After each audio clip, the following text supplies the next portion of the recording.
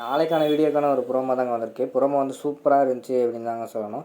அதாவது நம்ம ஆதியோட உடம்புக்குள்ள வாசு புகுந்து நம்ம மரகதம் இருக்காங்கல்ல, அவங்கள வந்து மிரட்டுற மாதிரி தான் காட்டிக்கிட்டு இருக்காங்க. அதை பார்க்குறதுக்குலாம் நம்ம சேனலை மட்டும் மறக்காமல் லைக் அண்ட் சப்ஸ்கிரைப் மட்டும் பண்ணிடுங்க. ஃபஸ்ட்டு எடுத்தோன்னே நலங்கு வைக்கிற ஃபங்க்ஷன்லாம் ஸ்டார்ட் ஆயிடுச்சு.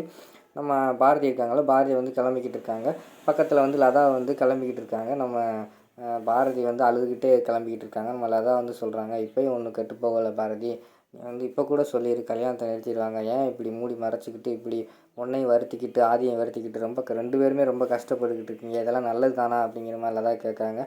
உடனே பாரதி வந்து இல்லடி எல்லாம் கைமீறி போயிடுச்சு, நான் எங்கள் மாமாவுக்கு வேறு சத்தியம் பண்ணிட்டேன், இனிமேல் நடக்கிறது நடக்கட்டும், அந்த இறைவன் மேலே பாரத்தை போட்டு என்ன நடந்தாலும் ஏற்றுக்கிற மனநிலைமைக்கு நான் வந்துட்டேன், தயவுசெய்து என்னை விட்டுரு அப்படிங்கிற மாதிரி சொல்கிறாங்க.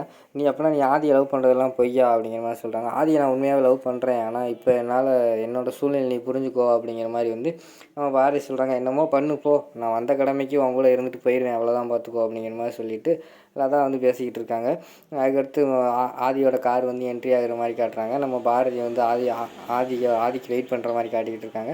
வந்தவொடனே 2 பேருமே பார்த்துக்கிட்டோடனே 2 பேருக்குமே கண்ணில் வந்து கண்ணீர் வர்ற மாதிரி காட்டுறாங்க. அடுத்து எல்லாருமே வந்து நம்ம பாரதியை உட்கார வச்சு எல்லாருமே கன்னத்தில் வந்து சந்தனம் குங்குமம்லாம் வச்சுக்கிட்டு இருக்காங்க. அதுக்கடுத்து வந்து நம்ம இவர் இருக்கார்ல, நம்ம ஆதியையும் வைக்க சொல்கிறாங்க. தம்பி வைங்க தம்பி அப்படிங்கிற மாதிரி வந்து ரத்தனம் சொல்கிறாரு. நானா அப்படிங்கிற மாதிரி கேட்காங்க. ஆமாம், நீங்களும் என் குடும்பத்தில் ஒரு ஆள் ஆகிட்டீங்களா, சும்மா வைங்க அப்படிங்கிற மாதிரி சொன்னோன்னே சரின்னு சொல்லிவிட்டு கண்ணெல்லாம் கலங்குது நம்ம ஆதிக்கும் பாரதிக்கும். நம்ம ஆதி போய் நம்ம பாரதி கன்னத்தில் எல்லாம் சந்தனம் தடவிட்டு பொட்டெல்லாம் வச்சிடுறாங்க. சரி வாங்க சாப்பிட வாங்க அப்படின்னு சொன்னோன்னே நம்ம பாரதி வந்து சமைச்சு வச்சுருந்தாங்கள்ல, அந்த சாப்பாடை வந்து கண்டிப்பாக வந்து ஆதிக்கு வந்து கடைசியாக நான் சமைச்சு போடணும் அப்படின்னு விருப்பப்பட்டிருந்தாங்கள்ல, அது மாதிரியே வந்து சமைச்சு போட்டதை கொண்டு வந்து நம்ம பாரதிக்கு வந்து ஆதிக்கு வந்து பரிமாறிக்கிட்டு இருக்காங்க. அப்போ வந்து 2 பேருக்குமே ரொம்ப ஃபீலிங்ஸ் ஆகிடுது. நம்ம பாரதிக்கு வந்து அந்த இடத்துல இருக்க முடியல. உடனே சாப்பாட்டை மட்டும் வச்சுட்டு அந்த இடத்த விட்டு போயிடுறாங்க. அடுத்து லதா எல்லா சாப்பாடுமே எடுத்து வச்சுக்கிட்டு இருக்காங்க.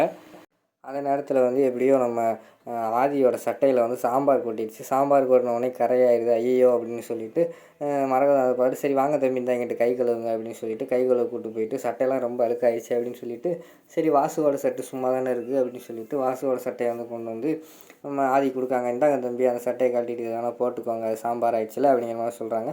சரின்னு சொல்லிட்டு அந்த கையில் வாங்கினோடனே வாசுவோட சட்டைக்கு கையில் வாங்கினோடனே நம்ம ஆதிக்கு வந்து என்னமோ வாசு உள்ளுக்குள்ளே இறங்கின மாதிரி ஒரு ஃபீல் ஆகிடுது அவங்களுக்கு. உடனே வந்து டகார்னு அவங்க போட்டிருந்த சட்டையை அப்படியே காலரை தூக்கி விட்டுட்டு உடனே மரகத்தை பார்த்துட்டு என்ன தாய்க்கிழவி அப்படின்னு சொன்னோடனே தம்பி நீங்கள் வந்து அப்படிங்கிற மாதிரி சொன்னேன். எல்லாம் தெரியும் தாய்க்கிழவி எனக்கு, நீ பண்ணுறது ரொம்ப தப்பு, ஒரு விருப்பமில்லாத பொண்ணை வந்து வற்புறுத்தி கல்யாணம் பண்ணுறது எவ்வளோ பெரிய தப்பு தெரியுமா, இதை பார்த்துட்டு நான் சும்மா இருக்க மாட்டேன் பார்த்துக்கோ அப்படிங்கிற மாதிரி சொல்கிறாங்க. மரகதை வந்து அதை பார்த்து ஷாக் ஆகிக்கிட்டு இருக்காங்க. இது என்ன நம்ம பையன் வாசு மாதிரியே இருக்குது அப்படிங்கிற மாதிரி யோசிச்சுக்கிட்டே இருக்காங்க. அதோட பார்த்திங்கன்னா அந்த வீடியோவை வந்து முடிச்சிடுறாங்க.